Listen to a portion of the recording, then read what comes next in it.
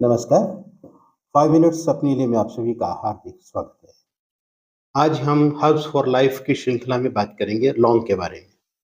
लौंग एक बेहतरीन चीज़ है। आपने टूथपेस्ट के बहुत सारे सुने होंगे जिसमें क्लोव युक्त या लौंग युक्त टूथपेस्ट लिखा होता है। और बचपन से हम देखते आए हैं कि जब भी दाँत में दर्द होता है तो माँ या घर में जो भी बड़ा बुजुर्ग है वो लौंग को दाँत के बीच में चबा के रखने को कहता था।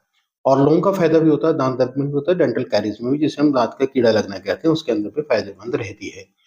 लौंग का बहुत सारे प्रयोग हैं, जैसे ये इसमें इग्नोल होने के कारण ऑस्टियोपोरोसिस के अंदर ये बहुत ज़्यादा फ़ायदा करता है। ये बहुत सारी रिसर्चेज़ के अंदर सामने आया है।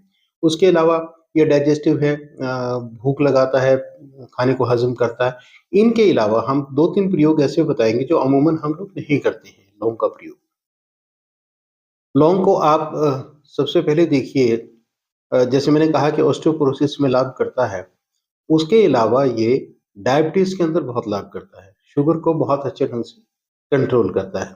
उसके लिए हम, जैसे हमने पिछले एपिसोड में बताया था कि धनिया हम रात को 1 गिलास पानी के अंदर 1 चम्मच धनिये का डाल लेते हैं। उसके साथ अगर हम 4-5 लौंग को थोड़ा-सा दरड़ा करके, हल्का-सा मोटा-सा महीन ना कूट के, मोटा कूट के उसमें डाल के भिगो के सुबह छान के अगर उसका पानी पीते हैं, तो उससे क्या होगा, शुगर लेवल बहुत कम होगा। इसी तरह से उसमें फिर से पानी डाल दीजिए, अगले दिन फिर आप उसको नितार के छान के पी सकते हैं। पीने के बाद जो बचता है, 2 दिन उसका प्रयोग कर लिए, 1 चम्मच आपने धनिया का और 4-5 लौंग का इस्तेमाल कर लिया। अब जो वो धनिया और लौंग बचता है 2 दिन के इस्तेमाल के बाद, उसको सुखा के उसका पाउडर कर लीजिए, उसको फाँक लीजिए। वो बहुत ज़्यादा फ़ायदेमंद रहेगा। इसके अलावा आपने देखा था कि अभी बहुत सारा डेंगू चला, अब भी चल रहा है और हर साल होता ही है डेंगू। या बहुत सारे अन्य कारणों में भी ये कहते हैं, जब हम सीबीसी टेस्ट कराते हैं उसमें टीएलसी कम आया है, टोटल ल्यूकोसाइट काउंट कम आया है। टोटल ल्यूकोसाइट जिसे हम डब्ल्यूबीसी भी कहते हैं, श्वेत कणिकाएँ कहते हैं, which are responsible for our immunity, जो हमारी इम्यूनिटी को बड़े होने का संकेत होता है कि अगर वो कम हो जाती है तो इम्यूनिटी कम होगी, अगर वो नॉर्मल है तो इसका मतलब हमारी इम्यूनिटी नॉर्मल है। अब उसके लिए अ, लौंग का प्रयोग अगर हम करें, लौंग इम्यूनिटी को बढ़ाता है, डब्ल्यूबीसी की मात्रा को बढ़ाता है, और डब्ल्यूबीसी बढ़ाने के कारण ये सर्दियों में जो कोल्ड होता है, फ्लू होता है, ब्रोंकाइटिस होता है, जिनके दमे की बीमारी होती है, उनके अंदर भी हमें प्रोटेक्शन देता है, इम्यूनिटी बढ़ा देता है, तो हम बाह्य चीज़ों के आक्रमण से काफ़ी हद तक बच जाते हैं। शुगर के प्रयोग के मैंने आपको बताया ही, ऑस्टियोपोरोसिस के अंदर आप इसका लौंग का प्रयोग कर सकते हैं।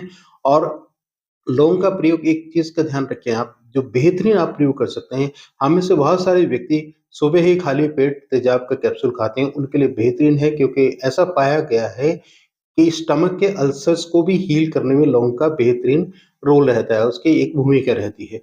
तो सुबह और शाम खाना खाने के बाद आप 2 लौंग और थोड़ी-सी मिश्री, 5 ग्राम के करीब मिश्री मुँह में रख के चबाएँ, उसका रस चूसें और फिर उसको पूरे को निगल लें।